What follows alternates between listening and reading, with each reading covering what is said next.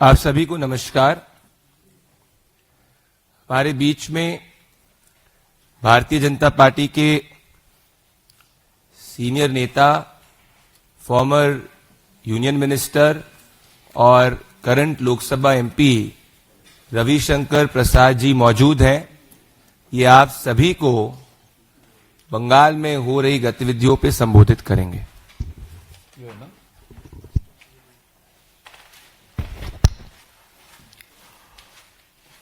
नमस्ते मित्रों,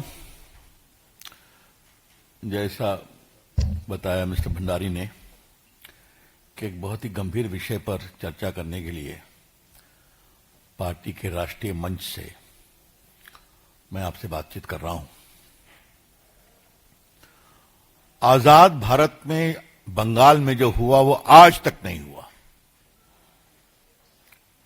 कि एक सिटिंग मुख्यमंत्री एक प्राइवेट प्रॉपर्टी में घुसकर जहां मनी लॉन्ड्रिंग की कार्रवाई चल रही है ईडी के द्वारा, वहां चली जाए, ईडी के लोगों को धमकाए और पेपर स्नैच कर वॉकआउट कर जाए। आज देश के प्रमुख अखबारों में फोटो छपी है, वो वॉकआउट कर रही हैं पेपर लेकर। ये मामला क्या है कि कोल स्कैम को लेकर, कोल की स्मगलिंग और हवाला ट्रांजैक्शन को लेकर ईडी कार्रवाई कर रही है। उसमें कई जगह रेड वगैरह हुई और जो मिस्टर जैन हैं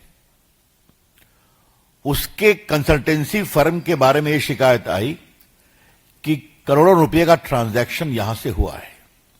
यह बात हम नहीं कह रहे हैं, ईडी ने अपने ऑफिशियल स्टेटमेंट में कहा है जो उनके वेबसाइट पर है, उसकी कॉपी हमारे पास है। उन्होंने पूरा लिंकेज बताया है। ऐसे में वो काम करने गए थे और आपको मालूम है बंगाल कोल स्मगलिंग का एक बहुत बड़ा हॉट स्पॉट बना है। रूलिंग पार्टी के बहुत लोग का इन्वॉल्वमेंट है, उसकी चर्चा कई बार हुई है, हम लोगों ने भी किया है। यहां पर स्पेसिफिक केस था और मैं फिर रिपीट करूंगा, ये रेड न ममता जी के घर पर थी, न उनके ऑफिस में थी, न टीएमसी के दफ्तर में थी, न टीएमसी के किसी नेता, विधायक, एमपी या ऑफिस बेरर के घर पे थी। ये रेड थी एक प्राइवेट कंसल्टेंसी फर्म जिसके यहां करोड़ों रुपए के मनी लॉन्ड्रिंग की शिकायत आई थी कोल स्कैम में, उसको फैसिलिटेट करने के।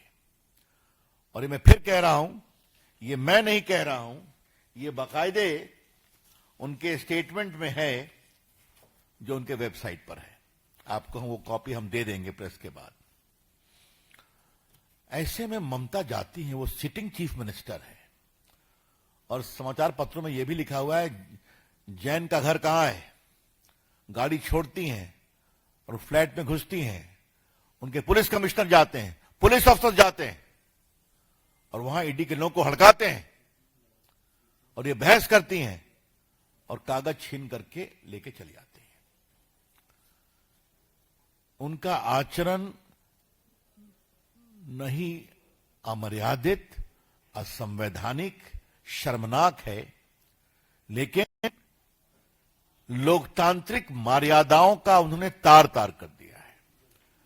The entire action of the chief minister is not only unethical, irresponsible, unconstitutional, but she has put the entire democratic process and governance to shame.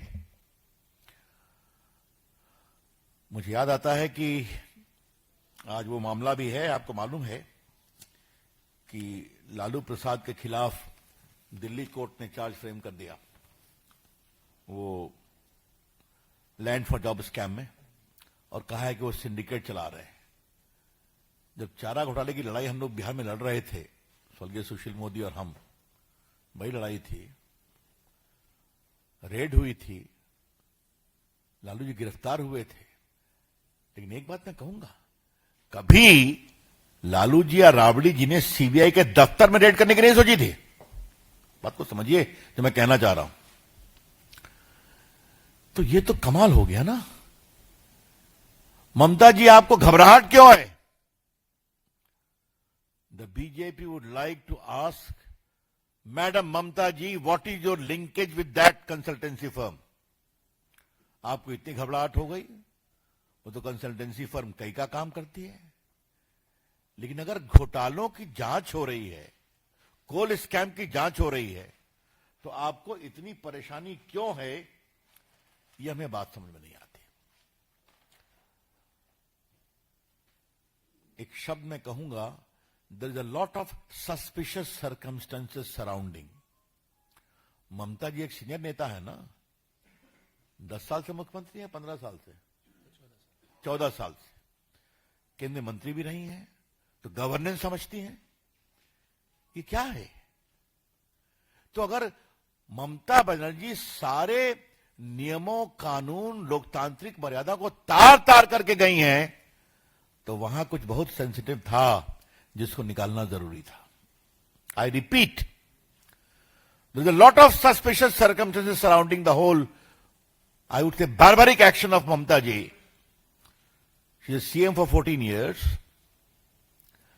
has been a central minister, knows the norms of governance, and if she goes and raids a particular house where official raid of the ED is going on in case of coal scam and snatches the file and comes out, that means she was trying to rescue something sensitive implicating her and her party.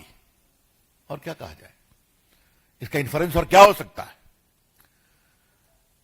और ममता जी ने कोई पहली बार तो किया नहीं है। याद करिए, जब शारदा स्कैम में राजीव कुमार जो डीजीपी थे, उनको बात हुई थी, उनको सीबीआई ने इंट्रोगेट करने की बात की थी, तो वहां जाकर धरने पर बैठ गई थी। संदेश खाली में उस मेन एक्यूज को बचाने के लिए क्या क्या नहीं किया। मुझे तो पार्टी ने कई बार बंगाल में एट्रॉसिटी की जांच करने के लिए भेजा है, चाहे वो लोकल बॉडी का इलेक्शन हो या ग्राम पंचायत में जो अत्याचार हुआ। तो मैं संदेश खाली भी गया था, तो संदेश खाली में कहा गया कि आप मत जाइए। मैं कहा क्यों नहीं जाएंगे, देखा जाएगा। तो बाद में मेरी जो अपनी सिक्योरिटी थी, सीआरपीएफ, वो थी, और फिर महिलाएं आई। बाकी लोगों को कोर्ट से परमिशन लेना पड़ता है, हमारे साथ कई एमपीज गए थे। ये क्या हो रहा है? आज तक उसको बेल नहीं ना हुआ। कौन शेख था वो, याद करो। हाँ, इसके लिए जेल। तो उसको बचाने की कोशिश, पुलिस अफसर को बचाने की कोशिश, और आज रेड करना। ये जो ममता जी का पूरा इतिहास है, ये बहुत ही दुर्भाग्यपूर्ण है। हाँ, मैं तो आपको बताना ही भूल गया, ये जो medical college, car medical college में घटना हुई थी महिला के बलात्कार की, उस पर भी चली गई थी अपोज करने के लिए, पुलिस इन्वेस्टिगेशन को फ्रस्ट्रेट करने के लिए। तो क्या मतलब है? ममता जी ने कॉन्ट्रैक्ट लिया हुआ है क्या कि बंगाल में कोई भी फेयर पुलिस इन्वेस्टिगेशन नहीं होने देंगी? बंगाल के करप्शन में कोई भी सीबीआई या ईडी का इन्वेस्टिगेशन नहीं होने देंगी?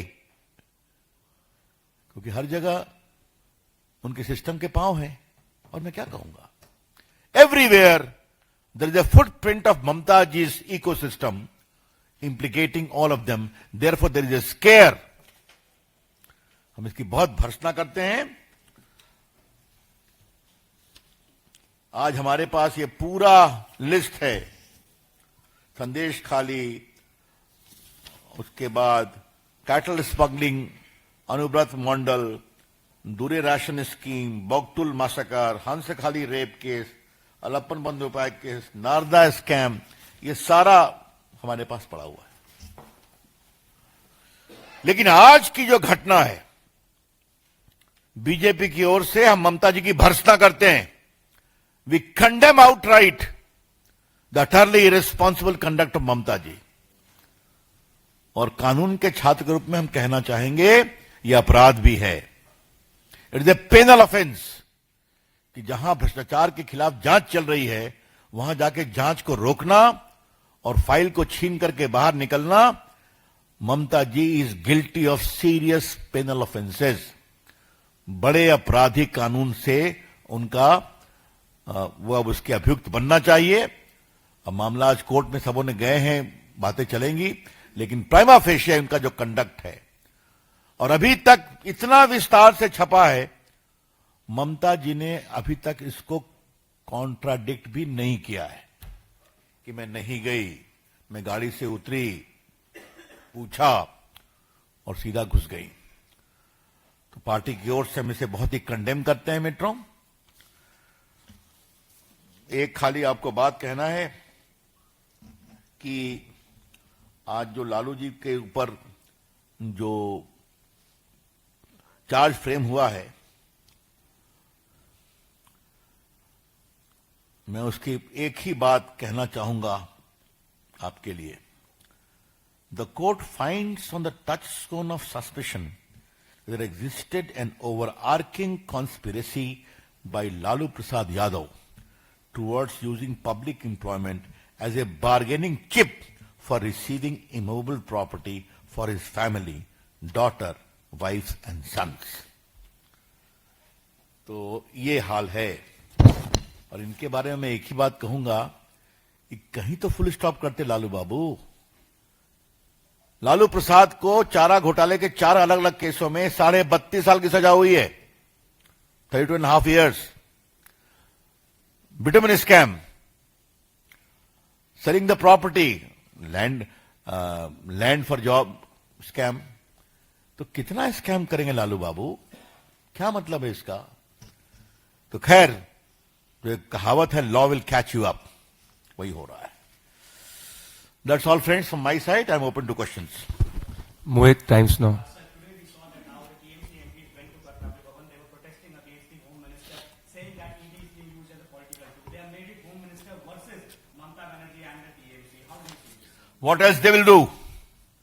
What else they will do? There are colleagues in the parliament, but this is completely irresponsible. Sometime they will go and gherao the election commission.